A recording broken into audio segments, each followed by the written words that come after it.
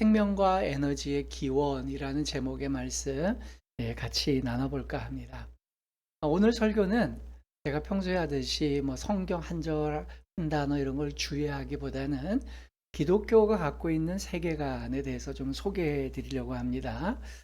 그래서 오늘은 신앙생활을 오래 하신 분들에게는 좀 더 이제 기독교의 세계관을 다시 정립하는 계기가 될 거고요. 또 처음 기독교를 믿거나 '나 기독교를 한번 믿어 볼까 말까?' 이렇게 고민하시는 분들에게는 굉장히 기독교가 제시하고 있는 세계관에 대해서 이해할 수 있는 아주 좋은 그러한 시간이라고 생각이 됩니다. 그래서 저는 1년 중에 한 몇 차례 정도는 이 기독교 세계관에 대해서 좀 말씀드리려고 하고요.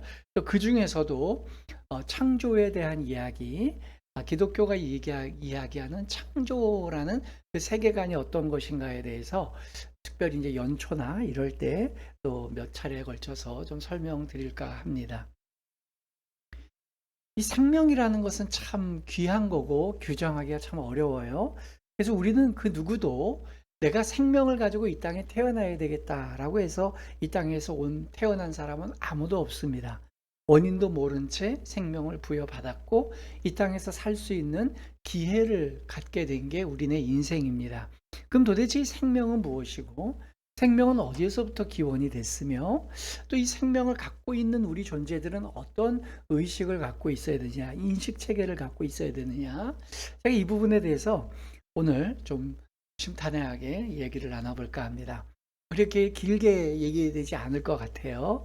첫 번째는요, 생명의 기원에 대해서 각기 다른 입장들이 있습니다. 제가 볼 때 한 크게 이렇게 설교를 준비하면서 분류를 해 보니까 세 부류 정도로 나눠지는 것 같아요. 이제 첫 번째 부류는 생명은 자연적으로 발생한 것이다.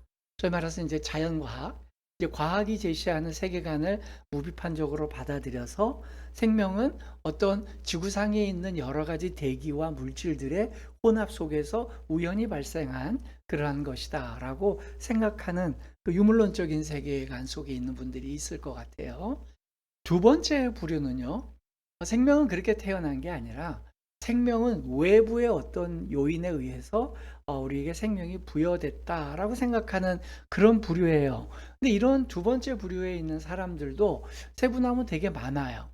어떤 지구상에 있는 어떤 다른 신 또는 다른 동물, 다른 어떤 생명체가 우리에게 생명을 줬다라고 생각하는 부류가 있는가 하면 조금 더 우리가 생각할 때는 좀 황당해 보일지 모르지만 외계인들이 우리 지구에 생명체를 심었고 또 생명체를 부여했다라고 얘기하는 그런 분들이 있어요. 이 두 번째 부류에는 대다수의 종교가 여기에 소속됩니다. 왜냐하면 대다수의 종교에서 얘기하는 그 생명이라는 개념은 이미 우리 인간이 인지하고 있거나 집단 무의식 속에 있는 그 어떤 것들을 가지고 생명의 기원으로 삼고 있기 때문이에요.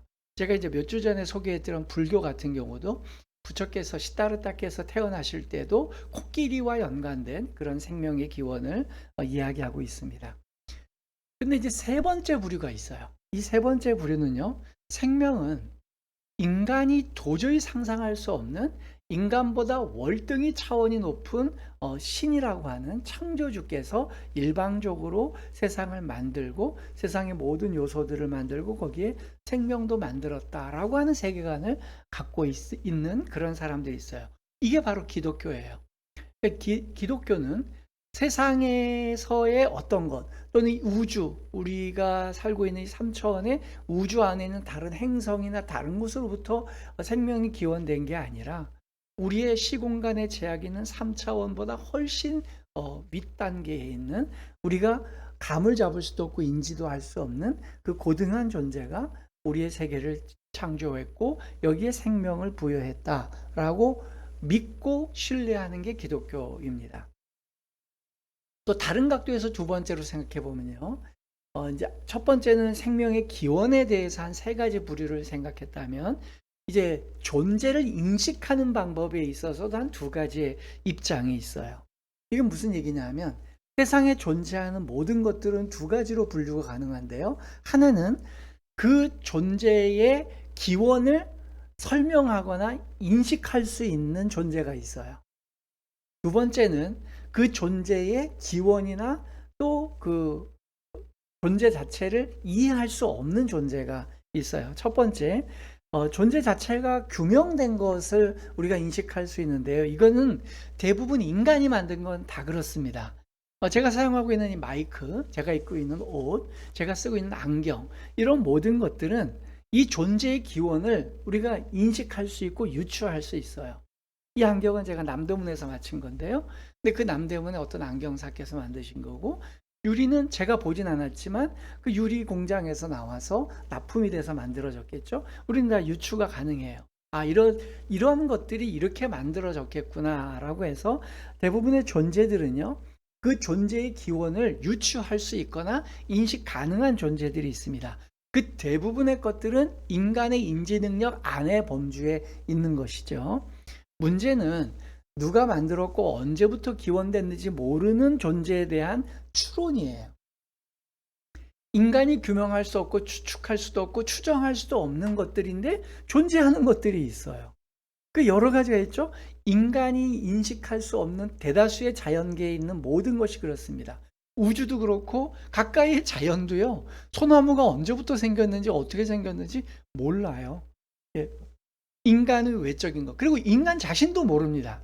인간 자신의 정신적 영역이 뇌의 활동에서 나오지만 그 뉴런과 많은 신경세포들 사이에서 어떤 작용을 통해 인간이 이런 정신적인 다이나믹한 그러한 사고와 인식 체계를 갖고 있는지 아직도 규명을 못하고 있어요. 그 중에 최고로 규명을 못하는 게 바로 생명입니다. 그래서 그러다 보니까 이 규명하지 못하는 것에 대한 존재를 과학은 그럼 어떻게 얘기하냐면 그것은 우연히 발생했다라고 이렇게 답을 내는 거예요. 사실은요, 과학이 갖고 있는 기본적인 그 패러다임은 뭡니까? 가설을 먼저 세우고 그 가설이 맞는지 관찰을 하고 실험을 하고 관찰하고 실험을 반복하다가 그것이 반복적으로 그 가설에 맞는 값이 계속 높은 확률로 나올 때 그것을 확정된 이론으로 삼는 게 과학입니다. 그렇다면 자신들이 과학의 입장에서 존재하는 것에 대한 생명에 대한 기원과 생명이 무엇이다라고 규정할 수 없다면 그것을 반복해서 관찰하고 그것이 실험되어서 이렇게 하면 생명이 태어난다. 아무것도 없는 무생물에서 생명이 태어난다는 걸 증명해내고 그것을 재활시킬 수 있고 재시도를 할 수 있다면 그건 이론이 되는 거예요. 그럴 때는 이것이다 라고 얘기하는 거죠. 근데 그렇게 못할 때는 어떻게 대답해야 되죠? 우연히 생겼다라고 대답하는 게 아니고요. 모르겠다라고 대답하는 게 과학적인 대답이에요.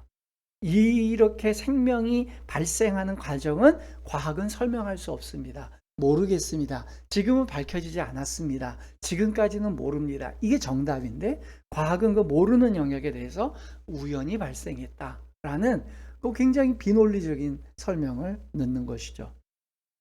그러다 보니까 과학은요, 생명이 우연히 발생했다. 억년 또 수억 년의 과정 속에서 우연히 발생했다는 가설을 먼저 세워놓고 그 가설에 맞는 여러 정보들과 또 가능성들을 제시해 보는 거예요. 무슨 가스와 무슨 어떤 것들이 탄소가 어떻게 결합이 되고 어떤 조건에서 어떻게 되니까 이렇게 됐다 저렇게 됐다 하다 보니까 과학은 자신들이 먼저 세운 가설을 그 가설에 맞는 정보들만 수납해서 하나의 이론 체계를 만들려고 억지를 부리는 거죠. 이것은 과학이 기독교에 대해서 욕을 하고 비판하는 내용과 동일한 상황입니다. 기독교는 어떻죠? 기독교는 전제를 세워요. 가설을 세워요. 뭡니까? 인간과 세계는 우리보다 월등한 존재이신 창조주 하나님께서 우리를 창조하셨다. 그 가설 그 아래서 우리는 그것을 사실로 받아들이고 그 다음에 그 안에서 일어나는 모든 작용들과 상황들을 설명해요. 그럴 때 과학은 얘기해요. 아니 그 가설 처음에 가설 자체가 틀렸다. 네, 과학이 그렇잖아요. 과학도 관찰돼서 다시 재증명될 수 있는 그 생명을 지금이라도 다시 만들어낼 수 있는 동일한 과정이 있다면, 그 조그만 원리라도 발견했다면 이것은 생명은 이렇게 태어났습니다, 이렇게 발생했습니다라고 설명하면 되는데, 그렇게 하지 못하는 걸 우연히 발생했다라고 설명하니 과학만큼 억지스러운 게 없죠. 자, 그러면 우리 이제 두 가지의 전제를 말씀드렸어요. 생명의 기원에 대한 입장, 생명을 인식하는 부분에 대한 입장. 그럼 이제 조금 더 들어가 봅시다. 우리가 관찰할 수 있는 생명이라는 게 뭔지를 한번 봐요. 생명은 이런 거예요. 죽어 있는 존재에서는 절대로 생명이 일어나지 않아요. 동의하시죠? 죽은 사람이 다시 살아나지 않습니다. 죽은 나무가 다시 살아나지 않습니다. 제가 조금 불편하더라도 양해해 주시기 바랍니다. 극단적인 예를 한번 들어볼게요. 아기를 임신하고 있는 임산부가 죽었습니다. 그 죽은 산모의 아이는 살아있다가 하더라도 산모가 죽으면 그 아이는 죽습니다. 어떤 분들은 그런 얘기를 하니까 이렇게 얘기해요. 아니, 그 아이를 꺼내면 그 아이가 살아나지, 그거 왜 죽습니까? 걔 죽었죠? 아니죠. 꺼낸다는 개념이 뭡니까? 산모나 그 태아가 스스로 나오는 게 아니고, 의사든 조산사든 누구든 엄마의 배를 가르든 어떻게 되든 그 아이를 외부의 힘에 의해서 꺼냈기 때문에 그 아이가 사는 거예요. 자연 발생적인 또는 태아 자체의 힘으로는 그 아이는 죽는 겁니다. 아이를 출산하다가 죽는 산모도 있어요. 그거는 출산하다가 죽는 거예요. 자, 죽음에서 생명이 나오지는 않습니다.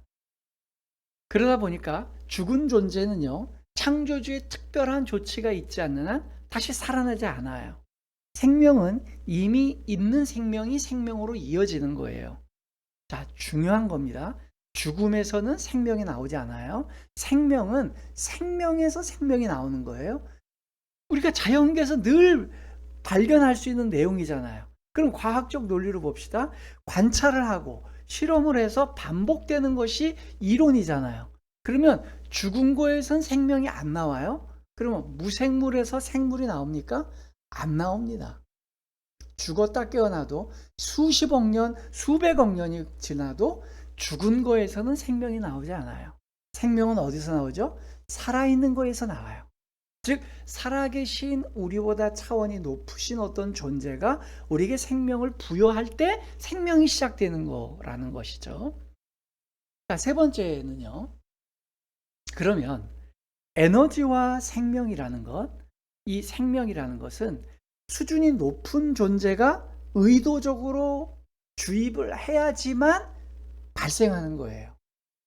에너지, 생명, 질서, 뭐든지 그렇습니다. 자, 생명이 무엇이냐라고 과학자들에게 물어보면 과학자들마다 이것을 규정 짓는 게 너무 어려운 난제예요. 저도 예전에 한번 그 물리학자들끼리 모여서 생명이 무엇이냐에 대해서 토의하는 내용을 봤는데 뭐 다 달라요. 또 철학자들이 개입하면 또 달라지고요. 또 역사학자들이 개입하면 또 달라집니다. 그래서 그 많은, 저도 이제 뭐 인문학적 소견이 그렇게 풍부하진 않지만 이렇게 예전에도 그렇고 요번에 설교를 준비하면서도 찾아봤는데, 생명을 어떻게 규정할 것이냐, 저마다 학계마다 다 다르지만 그나마 공통적인 게 하나가 있다면 이거예요. 스스로 대사 활동을 할 수 있는 존재가 생명이라는 거예요. 거기에도 여러 예외, 생명처럼 보이는 다른 것들이 있지만 뭐 그건 제가 오늘 규정할 내용은 아니고요. 이 얘기를 다시 얘기하면 스스로 에너지를 수집을 해서 이것을 활용을 하고 다른 방면으로 환원할 수 있는 존재, 이게 생명이에요. 나무가 생명체인 이유가 뭐죠? 빛과 이산화탄소와 대기에 있는 물질들을 광합성이라고 하는 대사작용을 통해서 자기의 영양소로 바꿀 수 있는 스스로의 에너지를 변화시킬 수 있는 대사 활동을 하기 때문이에요. 죽은 나무는 그걸 하지 않죠. 사람도 마찬가지입니다.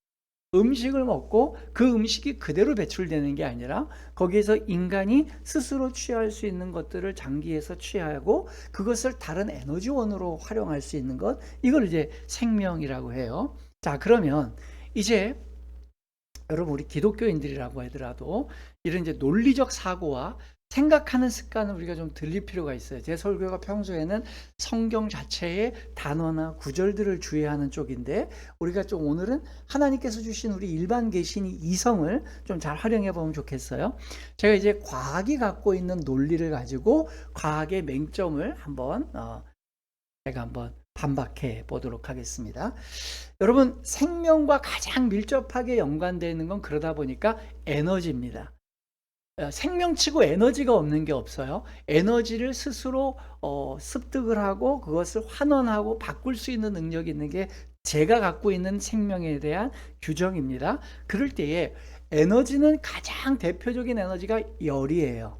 그래서 과학에서도 에너지와 관련된 법칙 중에 과학의 수많은 공리들, 즉 움직이지 않는 가장 기초적인 공리가 바뀐 게 많아요. 예전에는 최소의 입자가 분자라 그랬다가 그게 또 바뀌고 분자보다 더 나눌 수 있는 원자도 바뀌고 원자는 또 중성자와 전자 계속 바뀌어요. 최소 단위가.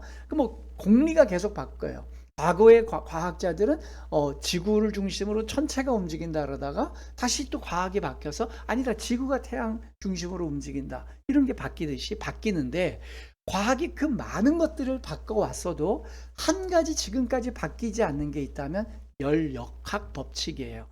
에너지, 열역학, 열이 역학적으로 어떤 힘을 가지고 움직이느냐, 열역학, 여기 힘력자잖아요. 열이 어떤 움직임을 가지느냐에 대한 법칙을 내놓은 게 있어요. 그래서 이것은 하나님께서 이 창조 세계를 만드시고 생명 세계를 만드신 다음에 그것을 인간이 관찰해서 하나의 법칙으로 정리해 나간 거예요. 법칙으로 정리해 나갔는데, 그 중에 열역학 제1법칙이라는 건 에너지가 어떤 운동을 하고 있느냐, 그의 법칙이 있는데, 가장 만고불면의 법칙, 우주 안에서 이거를 뒤집을 수 있는 건 없다라는 첫 번째 이유가 뭐냐면, 여러분들이 잘 아는 에너지 보존의 법칙이에요. 네. 과학이 얘기하는 겁니다. 과학이 가만히 살펴봤더니 세상에 존재하는 모든 것들은 그 에너지가, 원래 있던 에너지가 변하지 않고 그대로 진행된다는 거예요. 거기에 생명체 환원 과정이 있더라도 그 에너지 값은 환원되기 전과 환원된 후가 총량이 똑같다라는 거예요. 자, 기독교인이 되면요, 과학 시간에 에너지 보존의 법칙을 외우면, 또 들으면 에너지 보존의 법칙이구나, 그렇구나 하고 생각하는 게 아니라 이것을 기독교적인 마인드 안에서 어떻게 소화해낼 수 있는지를 보게 되는 거예요. 자, 이런 겁니다. 제가 쉽게 좀 설명을 드릴게요. 여기 찬물이 있어요. 저희 컵에 이제 찬물이 있어요. 설교 전에 준비했는데, 이 찬물이 가만히 두면 뜨거운 물이 됩니까? 안 돼요. 가만히 두면 뜨거운 물이 안 돼요. 이 찬물이 뜨거운 물이 되려면, 실제로는 여기에 지금 강대상에 있는 이 물은 미지근한 물이에요. 제 아내가 설교 시간에 목마르면 먹으라고 따뜻하게 겨울이니까 데워놓은 거예요. 자, 수도 꼭지에서 나온 물은 찬물인데, 이 찬물이 뜨거운 물이 되려면 어떻게 되죠? 가열을 시켜야 돼요. 열을 집어넣어서 가열을 시키는데, 우리가 보통 이해하기 쉽게 이제 불에다가 한번 가열한다고 생각해 보십시오. 이 찬물에다가 불에다가 가열하면 그 불이라고 하는 에너지, 그 에너지가 물만 데우는 게 아니죠. 주전자도 데우고 그 주변에는 공기도 데우고 이렇게 돼요. 그러면 그 처음에 갖고 있었던, 제가 쉽게 설명드려서, 부탄가스가 하나 있어요.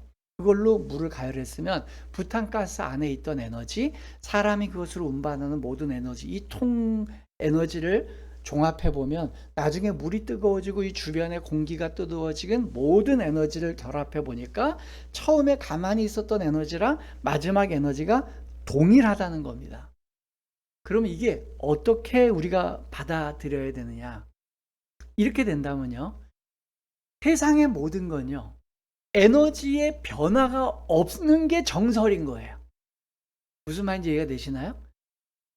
에너지의 총량이 같기 때문에, 에너지가 물질이 무생물인 생태로 그대로 있으면, 부탄가스는 부탄가스대로 있고 여기 물이 있고 그냥 주전자가 있다, 그대로 냅두면 이 에너지는 변화가 없죠.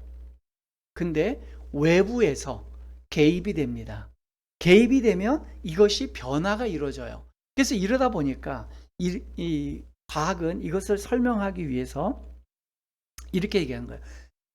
생명체라는 것은 무생물인 상태에서 생명체가 나올 수 없고, 이 큰 우주 덩어리가 에너지 덩어리인데, 지금 태양도 그렇고 지구도 그렇고 자전하고 막 천체들이 움직이는데, 이 큰 에너지 덩어리가 어떻게 생겨나느냐에 대한 기원을 얘기하려다 보니까 그것을 설명하기 위해서 고육지책으로 내놓은 의견이 빅뱅이라는 이론이에요. 엄청나게 큰 에너지 덩어리가 지금 우주가 갖고 있는 지금 현재의 에너지를 총체적으로 다 모은 에너지 덩어리가 하나 있었는데, 그게 터져서 폭발을 해서 대폭발을 해서 흩어져서 지금의 에너지로 계속 활용되고 있다는 거예요. 자, 여러분, 그러면 생각을 해봅시다. 그 큰 에너지, 폭발할 수밖에 없는 에너지가 왜 터졌습니까? 그리고 그 폭발할 수 없는 에너지는 폭발하기 전까지 그럼 어떻게 있습니까? 에너지 보존의 법칙이라며요. 에너지가 점점 커지는 게 아니라 원래 있던 에너지 그대로 있다가 바뀌는 거잖아요. 그러면 원래 있던 에너지 덩어리가 터져도 똑같은 질량이 돼야 돼요. 그러면 계속 터져 있던 건지, 처음에는 좀 안 했는데 점점 커져서 터졌다면 에너지 보존의 법칙에 맞지 않죠. 자, 부탄가스가 있어요. 부탄가스 한 덩어리가 이 통이 있는데, 이게 가만히 있으면 터집니까? 안 터집니다. 누군가가 거기 열을 대한다든지, 아니면 망치로 갖다가 때려서 그 안에서 가스가 터지게 만든다든지, 외부에서 열이 동인이 있어야 돼요. 그러다 보니까 과학은 설명을 못해요. 에너지의 변화가 일어나고 생명이라고 하는 주체적인 에너지를 다룰 수 있는 객체가 들어온 것 자체가 이해가 안 되는 거예요. 그런 성경은 명쾌하게 얘기를 합니다. 하나님께서 온 지구에 모든 물질을 만드셨어요. 천지의 모든 물질들을 만들었는데, 그 처음 상태가 혼돈하고 흑암 중에 있었어요. 그럴 때에 하나님이 빛이 있으라, 새로운 개념의 에너지를 넣으신 거예요. 그러니까 혼돈과 아무것도 없는 물질 자체로만 있을 그 시기에 에너지, 빛이 있으라, 에너지를 외부의 요인인 하나님이 투여하시니까 이 우주에는 에너지가 생기는 겁니다. 자, 이게 연력학 제1법칙이에요. 두 번째, 연력학 제2법칙은요, 이거 굉장히 어려운 개념이지만 제가 제일 쉽게 말씀드리면 질소와 무질서에 대한 법칙이라고 이해하시면 돼요. 연력학 제2법칙을 설명하면 이런 거예요. 모든 세계의 물질은 엔트로피가 증가하는 쪽으로 방향이 흐른다. 그럼 이 엔트로피가 뭐냐? 어려운 단어인데, 엔트로피를 여러 가지로 설명할 수 있지만 우리가 일상 중에 알아들을 수 있는 제일 쉬운 단어로 쓰면, 물론 이것은 이거다라면 과학자들은 지금 쌍심지를 켜고 저한테 알려들겠지만, 제일 쉽게 이해할 수 있는 말로 하면 엔트로피는 무질서예요. 방만해지는 거예요. 흩어지는 거를 말하는 거예요. 그러니까 세상의 모든 것들은 자연 상태의 에너지가 있으면 그거는 무질서하게 방치가 된다는 겁니다. 무슨 말인지 이해가 되시나요? 자, 여기 사슴에 죽은 사체가 있어요. 사슴이 생명체가 있을 때는 그 견고한 몸 그대로 있고 근육이 그대로 자리를 하고 있습니다. 근데 그 사슴이 죽어버리면 어떻게 되죠? 분해가 됩니다. 뼈가 녹고 가죽이 썩고 다 분해가 돼요. 그때 그게 질서정연하게 또 다른 어떤 조직체를 만드는 게 아니라 스르르 없어지는 거예요. 무슨 말인지 이해되셨죠? 아까 말씀드린 부탄가스를 볼게요. 부탄가스는 그 뚜껑을 누가 열어버리거나 표면이 찢어지면 어떻게 되죠? 가스가 쫙 나와가지고 그 공기 중에 나와서 따로 모여서 이렇게 동그랗게 모여 있나요? 아니죠. 공기 중에 흩어져요. 네, 세상의 모든 것들은요, 성경의 얘기가 아니라 과학의 얘기입니다. 연력학 제2법칙은 질서를 갖고 있는 것이 무질서 한쪽으로 간다는 거예요. 그게 연력학 제2법칙입니다. 그러니까 어떠한 무질서한 것들이 저절로 질서를 만들 수 있다 없다? 없다는 게 과학의 입장이에요.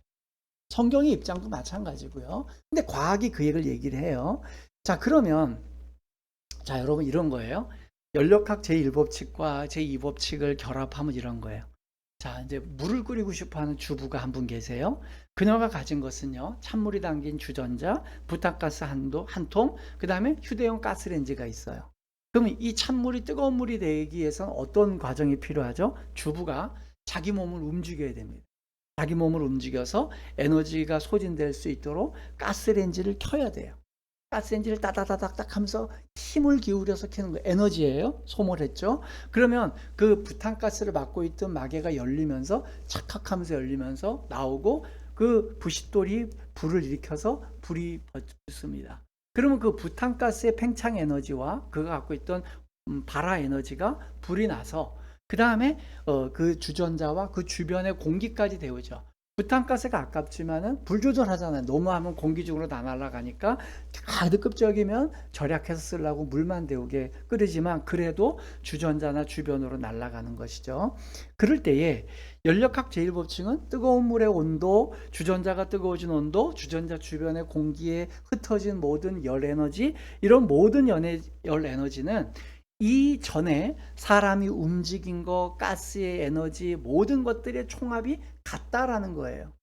그럴 때에 이 모든 거의 변화를 일으키는 주체, 여기에 질서를 부여하는 건 인간이라고 하는 생명체의 작용에 의해서 이렇게 된다는 거예요.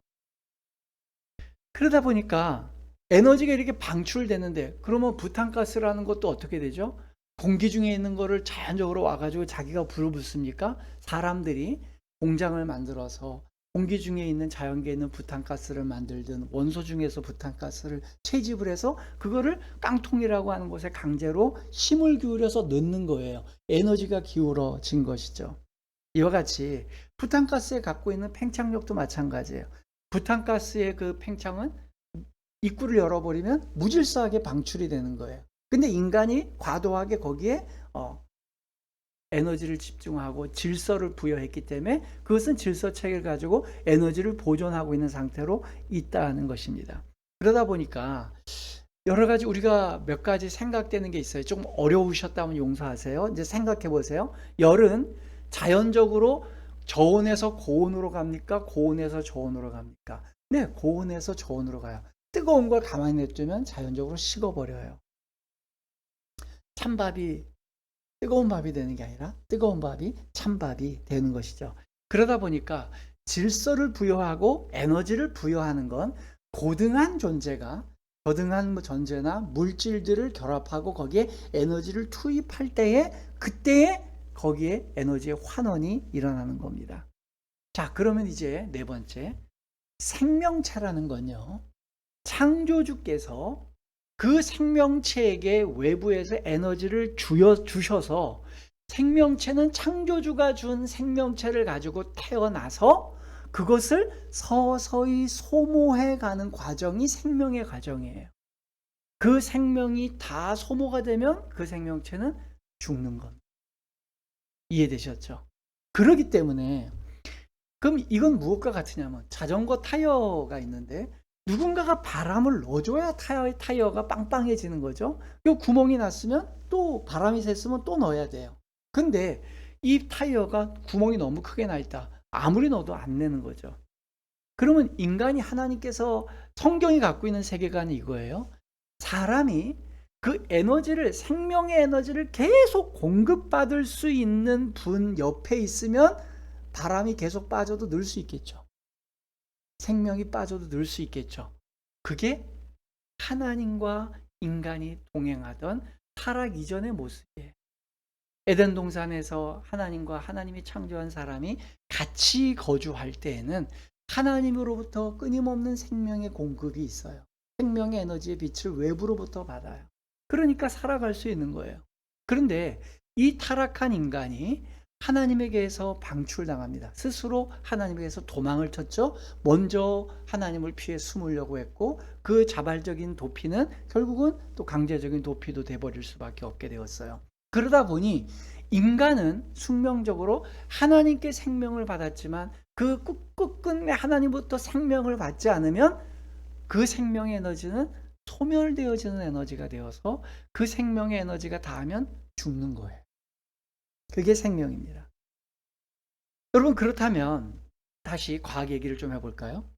과학의 이론대로 최초의 어떤 가스와 물질들이 연합 화학 반응을 일으켜서 단세포 생물이 생기고 다세포 생물이 생기고 그것이 고등한 생명체로 존재했다면 여러분, 저등한 것에 계속 더 이런 겁니다. 바퀴벌레와 인간 중에 어느 게 에너지를 더 많이 쓰겠습니까? 인간이 바퀴벌레에 몇 배를 더 많이 쓰겠죠? 그러면 그 작은 최초의 무생물에서 생명이 될 때도 문제가 되지만 진화 과정을 겪어가는 과정 속에 대진화라고 하는, 소위 말해서 종이 바뀌는 그 진화가 있을 때마다 에너지의 유입이 계속 외부로부터 있어야 에너지 보존의 법칙이 성립이 되는 거예요. 결론입니다. 오늘은 이제 과학 시간이라기보다 기독교가 얘기하는 세계관을 말씀드리는 거예요. 여러분, 하나님께서 창조의 에너지를 넣어서, 우리 성경이 얘기하는 게 되게 명쾌합니다. 과학은 스스로 관찰해서 얘기하는 내용이 뭐냐면 세상의 모든 물질과 에너지는 변동이 없다. 한원이 되기 전과 한원이 되기 후에 변동이 없는데, 그러면 가만히 있어야죠, 정적으로. 그래서 제가 예전에 어떤 대한민국에서도 유명한 물리학자들 한 서너 명이 모여서 얘기하는 그러한 토론을 한번 제가 들은 적이 있는데, 그 중에 한 분이 그런 얘기를 해요. 우주는 사실은 죽음이 기본값이라는 거예요. 우주는 생명이라는 것 자체가 있을 수가 없는 그러한 존재라는 거예요. 근데 생명 자체가 비과학적이라는 겁니다. 그 얘기에 다른 물리학자들도 동의를 하는 걸 제가 들었어요. 맞아요. 에너지가 보존되어 있고 에너지가 한결같다면 변화가 있을 수가 없습니다. 근데 거기에 변화가 생기는 이유는 바로 외부에서의 에너지의 주입이 있는 거예요. 그때 무생물은 생물이 되는 거고요. 생명체는 생명을 연장해 가는 겁니다. 그런데 우리 인생에게 하나님께서 주신 것은 뭐냐면, 하나님께서 여전히 이 세상을, 에너지를 처음에 부여해 주셨고 그 세상을 통제하고 계시다는 거예요. 우리 기독교 내에서도 과학적 이단이 있거든요. 그 이단은 뭐냐 하면, 하나님께서 최초로 창조할 때만 세상의 창조에 개입을 하셨고 그 뒤로는 세상이 그 원리대로, 자연의 법칙대로 운영될 수 있게 내버려 두셨다. 개입을 안 하신다. 이런 입장이 있어요. 그럼 이건 이단적 요소입니다. 우리 성경적 가치는 뭐냐면, 하나님은 최초에도 생명을 가지고 이 땅을 창조하셨고 사람들에게 생명을 주시지만 여전히 이 세상을 통제하고 계시고 지배하고 계세요. 그 증거 성경이 바로 마태복음 10장 29절이죠. 같이 한번 읽어봅니다. 참새 두 마리가 한 아사르온에 팔리지 않느냐? 그러나 너희 아버지께서 허락하지 아니하시면 그 하나도 땅에 떨어지지 아니하리. 예, 성경의 가치, 예수님께서 하신 말씀인데, 참새가 얼마나 싸구려인지 너희들 알지 않냐? 한 아사르온이라고 하면 뭐 아주 헐값이에요. 우리가 듣기에도 문맥상 그렇잖아요. 아사르온이 얼마인지는 몰라도 푼돈이구나. 근데 한 참새가 그 푼돈에 팔리는 그 값어치 없는 그 생명체라 할지라도 그 생명체가 창조주의 허락이 없으면 죽지 못한다는 거. 그럼 우리가 생명에 대해서 가질 수 있는 몇 가지 교훈을 정리할 수 있겠죠? 첫 번째, 생명체는요, 자신의 생명에 연장되거나 생명의 한계가 어디까지인가에 대해서 그렇게 골똘하게 생각할 이유가 없어요. 네. 세상의 모든 존재는 아담의 최초의 인간이 타락한 이후로 유한한 생명을 갖게 되었어요. 타락하지 않았다면 우리의 생명은 영원토록 보장됐을 겁니다. 그 비결은 하나님, 생명을 부여해 주신 하나님 옆에 같이 있기 때문이에요. 근데 타락한 인류는 하나님에게서 생명을 부여받고는 바로 떨어져 나와서 하나님과 상종을 하려고 하지 않았기 때문에 그 생명은 유한해진 거예요. 그런 생명체가 자신의 생명이 얼마만큼 연장되고 길게 되느냐? 그거 의미가 없어요. 하나님은 거기에 의미를 부여해야 하라고 생각한 게 아닙니다. 오히려 그 유한한 생명 속에서 내가 어떻게 살아갈 것인가에 대한 이야기를 주님은 기대하고 계시는 거예요. 그렇기 때문에 하나님께서는요, 생명의 주인공 되시는, 그 생명을 계속해서 주입시켜 주실 수 있는 하나님을 더 찾아가기를 원하는 거예요. 그 유한한 세계 속에서 어떤 존재들이, 어떤 피조물이 생명의 진짜 주인인 하나님 앞으로 계속 접근해 오느냐를 판명하는 게 이 시대입니다. 우리에게 주어진 이 생의 기회는 뭐냐? 여러분, 대동소이예요. 100년을 살든 짧게 가는 사람들은 뭐 몇십 년 안에 몇 년 안에 이 땅에서 살다가 가는 분도 있어요. 일찍 가는 아이들은 유아 때 태 속에서 죽는 아이들도 있겠고요. 태어나서 10대 때, 20대 때, 30대 때, 40대, 50대 어느 때 죽을지도 모르겠지만 10년이 됐건 100년이 됐건 별 차이가 없어요. 지나놓고 보면 그 대동소이합니다. 그 기간 동안 하나님께서 요구하시는 삶은 뭐냐면 이 세상은 이미 인류가 망쳐놨기 때문에 어쩔 수 없지만 영원토록 살 수 있는 삶의 에너지는 처음에 만드셨던 생명이 그런 것처럼 생명을 계속해서 주입해 주실 수 있는 하나님이 옆에 있으면 그 생명을 계속 부여받을 수 있는데 누가 과연 생명의 주인 되신 하나님 곁으로 참 오려고 하느냐. 이게 핵심이에요. 교회가 필요한 이유, 우리가 주일마다 예배를 드리는 이유, 가급적이면 하나님이 나의 창조주이시다라는 걸 자꾸만 각인시키는 이유가 뭡니까? 생명의 근원이 그곳에서 나기 때문이에요. 그렇기 때문에 사랑하는 성도 여러분, 또 오늘 만약에 기독교를 믿을까 말까 이렇게 걱정하셨던 또 고민하셨던 분들 생각해 보세요. 내가 이 생명의 근원과 이런 거에 대해서 전혀 아무 생각 없다가 막연히 과학이 더 논리적이겠지 이렇게 생각하신 분들이 있다면 제 설교를 처음부터 끝까지 다시 한번 들어봤으면 좋겠어요. 여러분, 성경도 굉장히 논리적입니다. 성경이 오히려 과학보다 더 체계적이에요. 자, 마지막 예화 하나만 들고 제가 마치겠습니다. 여기 유치원 수준의 그림을 그리는 한 원시 부족이 있어요. 물질 문명, 현대 문명하고 완전히 극단적으로 차단된 아마존의 깊은 숲속에 원시 부족, 옷도 못해 입는 그런 부족이 있는데 그림 그려봐야 단순히 그냥 뭐 몇 가지 단순한 상징 같은 그림을 그린 부족이 있어요. 근데 그 부족 위를 누군가가 뭐 비행기를 타고 지나가다가 레오나르도 다빈치의 천지창조라는 그림을 만약에 떨궜다고 생각합시다. 아니면 상류에서 그것이 강을 타고 내려오다가 거기 어디에 부딪혀서 나뭇가지에 걸렸다고 생각해 보세요. 그럴 때에 이 부족들이 그 레오나르도 다빈치의 명작인 그림을 딱 봅니다. 그럼 그들은 첫 번째 이렇게 인식해요. 이건 우리 부족 누가 그린 게 아니다. 여기까지 인식이 됐죠? 그럼 아까 제가 오늘 설명드렸던 이 존재의 근원을 유추할 수 없는 물건이 나타난 거예요.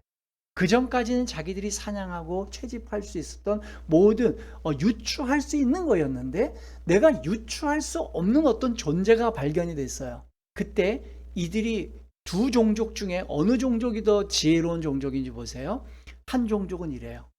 이 그림이 우리가 모르는 그림이고 이제까지 경험하지 못한 거고 규명을 못하는 거니 이 그림은 우연히 그려진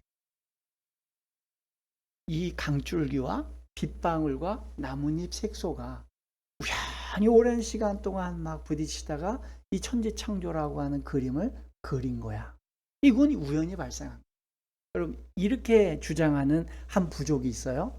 동일한 그림을 다른 부족이 발견했는데 그 부족은 이래요. 이거는 우리가 볼 때 규정할 수도 없고 설명할 수도 없어. 그러면 혹시 우리보다 수준이 월등히 높은 외부의 다른 존재가 이걸 그렸는지 모르겠어. 그들은 그 존재가 뭔지를 몰라요. 그걸 신이라고 부를 수도 있겠고 뭐 다른 하늘의 별이라고 부를 수 있겠지만 어쨌든 이건 우리보다 수준이 더 높은 어떤 존재가 만들어 놓은 거야. 여러분, 어떤 게 더 논리적이고 합리적인 판단인가요? 그걸 우연히 생겼다고 생각하는 아마존의 강물과 나뭇잎이 우연히 세월을 통해 만들어졌다고 얘기하는 이게 맞는 얘기인가요? 아니면 우리보다 수준이 높은 어떤 분이 이걸 만드신 거야? 당연히 그거죠. 인간만도 못한 로봇, 인간은 흉내도 못 내는 로봇을 만들어 놓고도 그건 인간이 만들었다고 주장을 하는 그런 상황입니다. 근데 그 로봇이 따라올 수 없을 만큼 정교하고 체계적이고 질서가 부여된 인간은 우연히 생겼다고 얘기해요. 자연스럽게 만들어졌고 그냥 어쩌다가 생긴 존재라고 얘기해요. 어떤 게 더 합리적인 얘기입니까? 진짜 결론. 사랑하는 성도 여러분, 아무리 수준 낮은 사람들이 세상의 생명의 근원과 에너지의 근원이 창조주가 아니라고 아무리 우겨대도요, 진리는 바뀌지 않아요. 창조주 하나님께서 이 우주와 이 지구를 통제하고 계시기에 지금도 지구는 그 많은 수많은 행성들과 부딪히지 않고 안전하게 생명을 유지하고 있는 겁니다. 우리들 역시 수많은 질병과 어려움이 다가오지만 사건과 사고 우리를 주변을 지나가지만 우리가 생명을 유지하는 이유는 딱 하나예요. 살아계신 하나님께서 우리를 보호하고 계시기 때문입니다. 여러분 그럴 때에 우리가 우리에게 부여된 삶은 하나님께서 내게 주신 기회라고 여기고 그분이 원하시는 뜻대로 하루를 살더라도 그분의 뜻대로 사는 것, 창조주의 뜻이 무엇인가를 궁금해하고 그분의 뜻대로 사는 것, 그게 진정한 피조물이 가져야 될 태도입니다. 그때 비로소 그 피조물은 진짜 영원한 삶을 살 수 있는, 생명의 에너지를 계속해서 받을 수 있는 그런 삶을 사는 거예요. 그 삶이 바로 우리 예수님 이야기 교회 모든 성도들의 삶이 되시기를 주님의 이름으로 부탁드립니다. 아멘.